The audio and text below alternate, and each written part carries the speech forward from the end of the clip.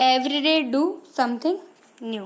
Hello friends, मैं राधिका अग्रवाल आज आप सभी का स्वागत करती हूँ अपनी शिक्षा यूट्यूब चैनल पर। उम्मीद है आप लोगों ने मेरा प्रीवियस वीडियो देखा होगा और आप लोगों को अच्छा लगा होगा। कल जो हमने टॉपिक पढ़ा था वो था एक्सपेंस और बहुत ही इम्पॉर्टेंट टॉपिक था। आज जो हम टॉपिक पढ़ने वाले हैं वो है इनकम। इस टॉपिक को हम पढ़ने से पहले मैं आप लोगों से रिक्वेस्ट करना चाहती हूँ कि प्लीज़ वीडियो को लास्ट तक देखें और अगर आप मेरे चैनल पर नए हैं तो प्लीज़ मेरे चैनल को सब्सक्राइब कर दें। चलते हैं आज की वीडियो की तरफ, जो है टॉपिक इनकम।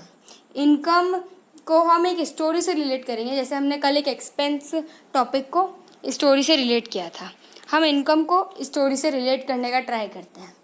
मान लेते हैं कि जो राम है वो बिजनेसमैन है, एक बिज़नेस चलाता है और उसके पास एक जो बिल्डिंग है जिसमें वो बिज़नेस चलाता है उसका टॉप फ्लोर या ग्राउंड फ्लोर खाली है, तो उसने वो किसी को ना किराए पे दे रखा है, किसी को रेंट पे दे रखा होता है। तो हम अगर उसने उस पर्सन को रेंट पे दे रखा है, जो शाम है, सेकंड पर्सन जिसको उसने रेंट पे दे रखा है वो शाम है और उसको उसने रेंट पे दे रखा है, तो अब हम ये देखेंगे कि नॉर्मल इनकम में उसका क्या इफ़ेक्ट होता है। मतलब इस कंडीशन में नॉर्मल इनकम क्या होगी। नॉर्मल इनकम ये होगी कि जो राम है उसने जिस बिल्डिंग को किराए पे दिया है उस बिल्डिंग को शाम ने 1 मंथ यूज़ किया और 1 मंथ यूज़ करने के बाद उसका पेमेंट कर दिया। मतलब यूज़ भी कर लिया और पेमेंट भी कर दिया। तो जो उसने तो पेमेंट कर दिया तो हमारे पास तो पैसे आएंगे ना। तो ड्यू एंड रिसीव्ड, उसने यूज़ करा और हमें पैसे मिल भी गए। तो इस कंडीशन में हमारे पास एंट्री होगी कि कैश जो है वो हमारे पास आएगा और इनकम जो होगी वो हमारी होगी। तो कैश जो होगा वो असेट्स में बढ़ेगा और इनकम जो होगी वो हमारी कैपिटल्स में इंक्रीज़ होगी।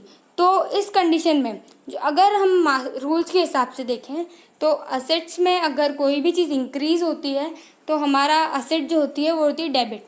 तो इस कंडीशन में कैश भी होगा डेबिट, कैश भी कर देंगे हम डेबिट।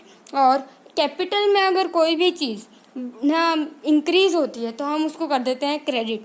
तो अगर उसको हम एक जनरल एंट्री में देखें तो हमारी एंट्री बनेगी cash account debit to income account. चलते हैं सेकंड पर, जो है हमारी एक्रूड इनकम। एक्रूड इनकम भी एक तरीके से आउटस्टैंडिंग इनकम बोल सकते हैं। मतलब अभी तक हमारी इनकम हुई नहीं है लेकिन फ्यूचर में होगी। अगर इस इनकम को हम उसका स्टोरी से रिलेट करते हैं तो नेक्स्ट मंथ पे चलते हैं। नेक्स्ट मंथ शाम ने उस बिल्डिंग को यूज़ किया, पूरे मंथ यूज़ करता रहा, लास्ट में उसने हमें पेमेंट नहीं किया कि मैं तुमको पेमेंट थोड़े टाइम बाद करूँगा। मतलब उसने यूज़ तो कर लिया लेकिन अभी तक हमें पेमेंट रिसीव नहीं हुआ है। तो इस कंडीशन में जब हमारे पास पेमेंट रिसीव नहीं होता तो वो होता है एक्रूड इनकम। लेकिन हम ऐसे तो नहीं बोल सकते ना कि हमने उससे कभी पैसे नहीं लेंगे। हम उससे कभी तो पैसे लेंगे, जब उसके पास पैसे आएंगे तब वो हमें पैसे तो देगा ही। तो हम इसको एक्रूड इनकम का एक कॉलम बना देंगे एसेट्स में। हम कैश की जगह कॉलम बनाएंगे एक्रूड इनकम को। एक्रूड इनकम बढ़ती जाएगी और कैपिटल में भी इनकम बढ़ती जाएगी। तो इस कंडीशन में जब हमारे पास एसेट्स में एक्रूड इनकम बढ़ रही है तो हमारे पास एसेट्स में जब भी कोई चीज़ इंक्रीज़ होती है तो हमारे पास जो एसेट होती है वो होती है डेबिट। तो और जब भी कैपिटल में कोई चीज़ इंक्रीज़ होती है तो हमारी कैपिटल हो जाती है क्रेडिट।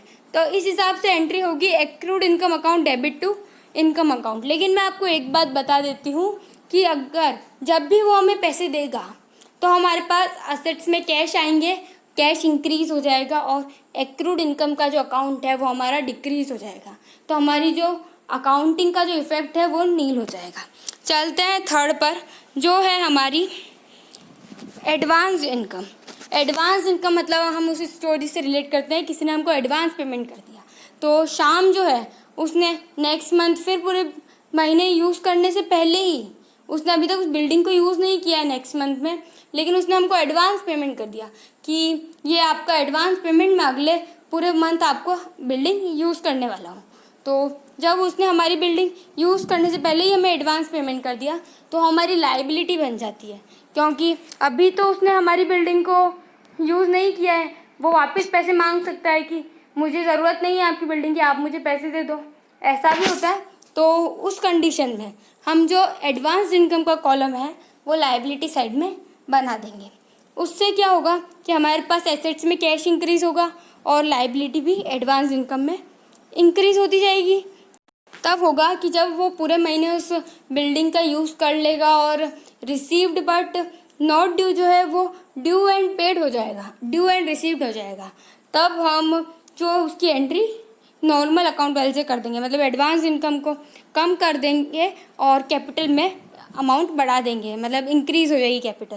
लेकिन इस कंडीशन में जब हमारे पास एडवांस इनकम है तो हम लाइबिलिटी साइड में जो है हमारी जब भी कोई चीज़ इंक्रीज़ होती है तो हम उसे कर देते हैं क्रेडिट, और जब भी हमारी एसेट्स में कोई भी चीज़ इंक्रीज़ होती है तो हम उसे कर देते हैं डेबिट। तो इस कंडीशन में हमारी एंट्री हो जाएगी prepaid expense account debit to cash accounts. Thank you friends, आज के लिए बस इतना ही। Thanks for watching. अगर मैं आप लोगों से रिक्वेस्ट करना चाहती हूँ कि अगर आप मेरे चैनल के लिए मुझे कुछ सजेस्ट करना चाहते हैं तो प्लीज़ मुझे कमेंट कर बताइए। अगर आपको अकाउंट्स के नोट्स चाहिए तो आप मुझे कमेंट में या इंस्टाग्राम पर बता सकते हैं। इंस्टाग्राम का लिंक मैं आपको डिस्क्रिप्शन में दे दूँगी, आप उसमें मुझे बता सकते हैं तो मैं आपको अकाउंट्स के नोट्स भी प्रोवाइड करवा दूँगी। सो बस थैंक यू गाइस, आज के लिए इतना ही। अगर आपको मेरी वीडियो अच्छी लगी हो तो लाइक कर देना, अगर चैनल पर नए हो तो सब्सक्राइब कर देना और बेल आइकन को दबाना मत भूलना। So that's it for this video guys, I will see you in the next one. Thank you.